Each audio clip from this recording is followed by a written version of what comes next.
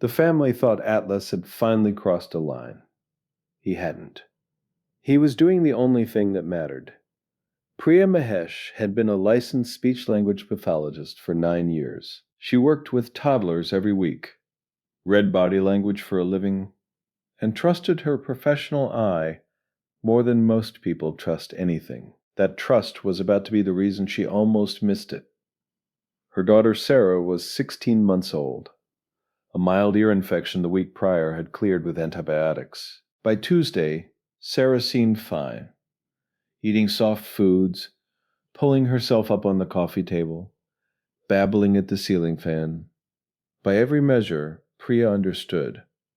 Her daughter was recovering. Atlas was 3 years old, a Leonberger, amber and brown, with a head that weighed more than Sarah's entire torso. He had lived in the house longer than Sarah had. He had never once shown anything but patience with her. The hair pulling, the shrieking, the unpredictable lurch of a child learning to navigate gravity. The kind of dog people called gentle, steady, almost bovine in his stillness. Which was why Tuesday afternoon made no sense. Sarah sat on the playroom floor, reaching for a stacking cup she'd knocked over. Small frustration, the kind that came and went in under a minute. Atlas rose from the corner, crossed the room, and lowered his massive head until his nose was 8 inches from Sarah's face. Sarah startled, then cried harder. Atlas didn't move. He pressed his muzzle forward, slow, deliberate, and held it 6 inches from her open mouth, inhaling. Priya put down her phone. Atlas, back. He didn't move. She stepped between them and pulled him back by the collar. He walked 2 steps away and turned around immediately, repositioning himself facing the baby, his eyes never leaving Sarah's face. Her husband, Rohan, came in from the kitchen. He's fixating on her, Priya said quietly. In her professional experience, fixation in large breed dogs near distressed children was a documented escalation pattern. She had the language for what she was watching and the training to support it. She was using the wrong language entirely. Over the next 3 days, it happened 4 more times. Each time Sarah cried, Atlas came, not to the room, to Sarah's face, that nose pressing toward the baby's mouth, holding for 20, 30 seconds, then lifting. Looking at Priya and Rohan directly, flat on, and then lowering his head again. The 3rd time it happened, Rohan said the thing they'd both been circling. He needs to be separated from her when she cries. He's making it worse. Priya nodded. She had said the same sentence in clinical notes twice in her career. Both times, the dog had been rehomed. They moved Atlas to the laundry room during Sarah's waking hours. He scratched at the door the first afternoon with a focused, rhythmic persistence that didn't stop for 2 hours. They gave him the back hallway. They called Priya's sister about temporary boarding. That was Thursday. Friday night changed everything. Sarah woke at 1:47 a.m., not crying. Small sounds, the kind Priya had learned to give 10 minutes before responding. She lay in the dark and listened. The sounds didn't escalate. She turned over. At 2:09, she heard Atlas hit the laundry room door. Not scratching. Impact. The full weight of a 140-pound animal driving his shoulder into a hollow core door. Then again.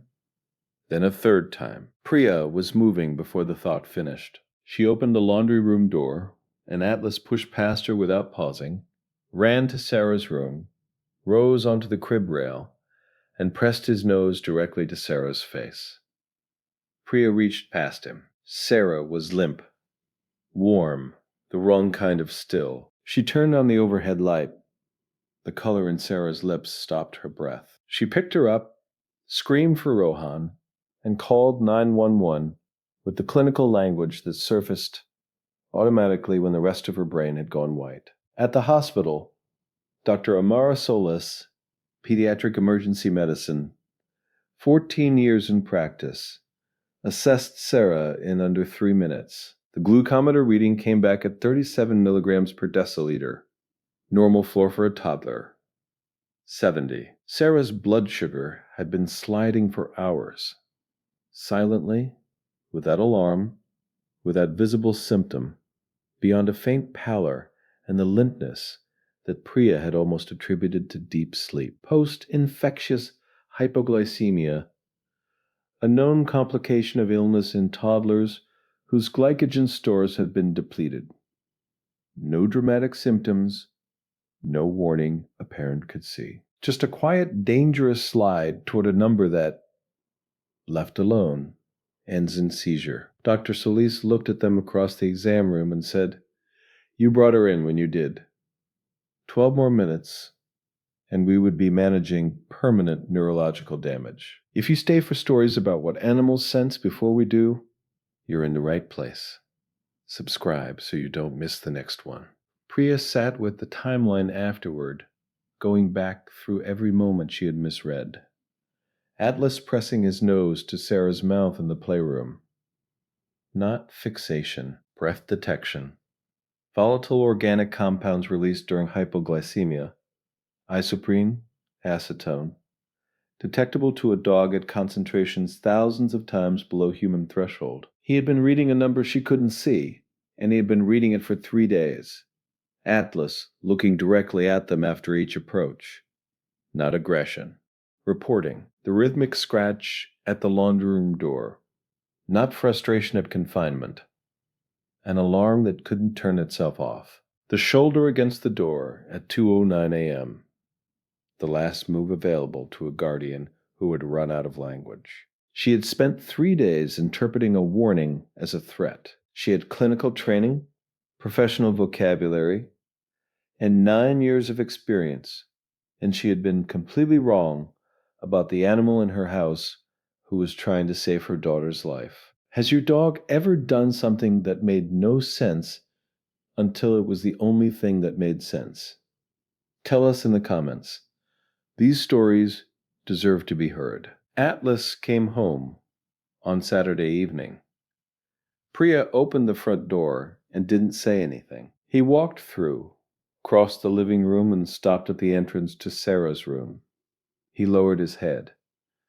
He stood there for a long moment, exhaling slowly. Every guardian deserves to be recognized, even the ones who never asked for anything in return. If stories like this matter to you, subscribe so you never miss the next one. Sarah is 22 months now. She wears a continuous glucose monitor on her left arm. Her levels are managed. The numbers are stable most nights. Most nights, the monitor does its job. Every night, Atlas lies at the foot of her crib with his chin on the floor, his eyes tracking the small green light on her arm as it blinks in the dark. The next story involves a dog who began refusing a specific room in the house 3 weeks before a family discovered what was behind the wall. Stay close.